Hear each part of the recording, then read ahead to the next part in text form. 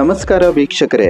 ಕರ್ನಾಟಕದಲ್ಲಿ ಮೊಟ್ಟ ಮೊದಲ ಬಾರಿಗೆ ಕನ್ನಡದಲ್ಲಿ IAS ಪರೀಕ್ಷೆಯನ್ನು ಪಾಸ್ ಮಾಡಿದ್ದ IAS ಆಫೀಸರ್ ಆಗಿದ್ದ ಹಾಗೂ ಚಿತ್ರರಂಗದ ಖ್ಯಾತ ನಟರಾದ ಮತ್ತು ರಾಜಕೀಯ ನಾಯಕರಾಗಿದ್ದ ಕೆ ಶಿವರಾಮ್ರವರು ವಿಧಿವಶರಾಗಿದ್ದಾರೆ.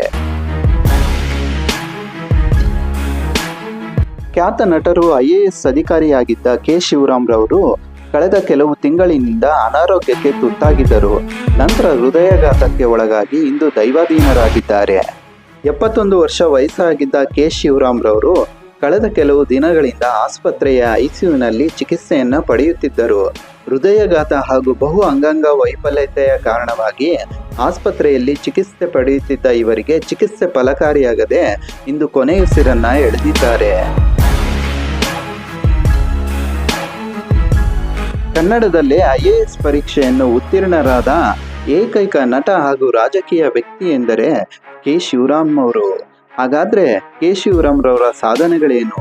ನಟರಾಗಿ, IAS ಅಧಿಕಾರಿಗಳಾಗಿ, ರಾಜಕೀಯ ನಾಯಕರಾಗಿ ಇವರು ಮಾಡಿದ ಸೇವೆ ಎಂಥದ್ದು ಎಂಬುದನ್ನ ಈ ವಿಡಿಯೋದಲ್ಲಿ ತಿಳಿಯೋಣ. ಕರ್ನಾಟಕದಲ್ಲಿ ಮೊಟ್ಟ ಮೊದಲ ಬಾರಿಗೆ ಕನ್ನಡದಲ್ಲಿ IAS ಪರೀಕ್ಷೆಯನ್ನು ಪಾಸು ಮಾಡಿ IAS ಅಧಿಕಾರಿಯಾಗಿದ್ದ ಖ್ಯಾತ ನಟ ಕೆ ಶಿವರಾಮ್ ಅವರು ಇನ್ನಿಲ್ಲ. ಚಿತ್ರರಂಗದಲ್ಲಿ ಖ್ಯಾತ ನಟರಾಗಿ ಗುರುತಿಸಿಕೊಂಡಿದ್ದ ಇವರು ಇಂದು ಕೊನೆಯುಸಿರನ್ನ ಎಳೆದಿದ್ದಾರೆ. ರಾಮನಗರ ಜಿಲ್ಲೆ ಬಿಡದಿ ಬಳಿಯ ಹಳ್ಳಿಯಲ್ಲಿ 1953ರಲ್ಲಿ ಜನಿಸಿದ ಶಿವರಾಮ್ ಅವರು 1985ರಲ್ಲಿ IAS ಅಧಿಕಾರಿಯಾಗಿ ಆಯ್ಕೆಯಾಗಿ ಕರ್ತವ್ಯವನ್ನ ನಿರ್ವಹಿಸಿದರು. ಬಳಿಕ ಕನ್ನಡದಲ್ಲಿ IAS ಪರೀಕ್ಷೆಯನ್ನು ಬರೆದು IAS ಅಧಿಕಾರಿ ಹುದ್ದೆಗೆ ಏರಿದರು. ಕೆ ಶಿವರಾಮ್ ಅವರು ರಾಜ್ಯದ ಹಲವು ಜಿಲ್ಲೆಗಳಲ್ಲಿ ಜಿಲ್ಲಾಧಿಕಾರಿಗಳಾಗಿ ಸೇವೆಯನ್ನ ಸಲ್ಲಿಸಿದ್ದಾರೆ. ನಂತರ 1993ರಲ್ಲಿ ಚಿತ್ರರಂಗಕ್ಕೆ ಕಾಲಿಟ್ಟ ಕೆ ಶಿವರಾಮ್ ಅವರು ನಾಗತಿಹಳ್ಳಿ ಚಂದ್ರಶೇಖರ್ ಅವರು ನಿರ್ದೇಶನ ಮಾಡಿರುವ ಬಾನಲ್ಲೆ ಮಧುಚಂದ್ರಕೆ ಎಂಬ ಚಿತ್ರದ ಮೂಲಕ ನಾಯಕ ನಟರಾಗಿ ಎಲ್ಲರ ಮೆಚ್ಚುಗೆಯನ್ನ ಗಳಿಸಿದರು. ಬಂದಾಳೋ ಬಂದಾಳೋ ಬಿಂಕದ ಸಿಂಗಾರಿ ಎಂಬ ಹಾಡಿಗೆ ಹೆಜ್ಜೆ ಹಾಕಿರುವ ಇವರು ಎಲ್ಲರನ್ನ ರಂಜಿಸಿದರು. ಆಗ ಈ ಹಾಡು ಸ್ಯಾಂಡಲ್ವುಡ್ನ ಟ್ರೆಂಡಿಂಗ್ ಹಾಡಾಗಿತ್ತು. ಯಾರ ಬಾಯಲ್ಲಿ ಕೇಳಿದರೂ ಬಂದಾಳೋ ಬಂದಾಳೋ ಬಿಂಕದ ಸಿಂಗಾರಿ ಎಂಬ ಹಾಡು ಟ್ರೆಂಡ್ ಆಗಿ ಹೋಗಿತ್ತು. ನಂತರದ ಚಿತ್ರಗಳಾದ ವಸಂತ ಕಾವ್ಯ, ಖಳನಾಯಕ, ಸಾಂಗ್ಲಿಯನ 3, ಪ್ರತಿಭಟನೆ, ಯಾರಿಗೆ ಬೇಡ ದುಡ್ಡು ಹೀಗೆ ಹಲವು ಚಿತ್ರಗಳಲ್ಲಿ ಇವರು ನಟಿಸಿದ್ದರು. 2013ರಲ್ಲಿ IAS ಹುದ್ದೆಗೆ ರಾಜೀನಾಮೆಯನ್ನ ನೀಡಿ ಸ್ವಯಂ ನಿವೃತ್ತಿಯನ್ನು ಪಡೆದಿದ್ದ ಕೆ ಶಿವರಾಮ್ ಅವರು ರಾಜಕೀಯ ಜೀವನವನ್ನ ಆರಂಭಿಸಿದರು.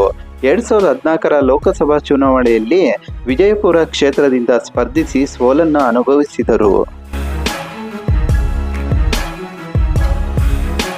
ನಟರು, ರಾಜಕಾರಣಿಗಳು, ನಿವೃತ್ತಿ IAS ಅಧಿಕಾರಿಗಳಾಗಿದ್ದ ಕೆ ಶಿವರಾಮ್ ಅವರು ಹೃದಯಾಘಾತಕ್ಕೆ ಒಳಗಾಗಿ ಚಿಕಿತ್ಸೆ ಫಲಕಾರಿಯಾಗದೆ ಕೊನೆಯುಸಿರನ್ನ ಎಳೆದಿದ್ದಾರೆ.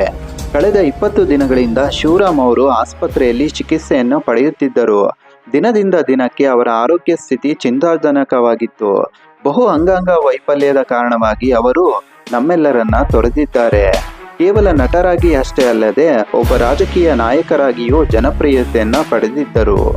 ಇವರ ಇನ್ನೊಂದು ಬಹುದೊಡ್ಡ ಹೆಗ್ಗಳಿಕೆ ಎಂದರೆ ಕನ್ನಡದಲ್ಲಿಯೇ IAS ಪರೀಕ್ಷೆಯನ್ನ ಪಾಸ್ ಮಾಡಿ IAS ಅಧಿಕಾರಿಗಳಾಗ್ತಾರೆ.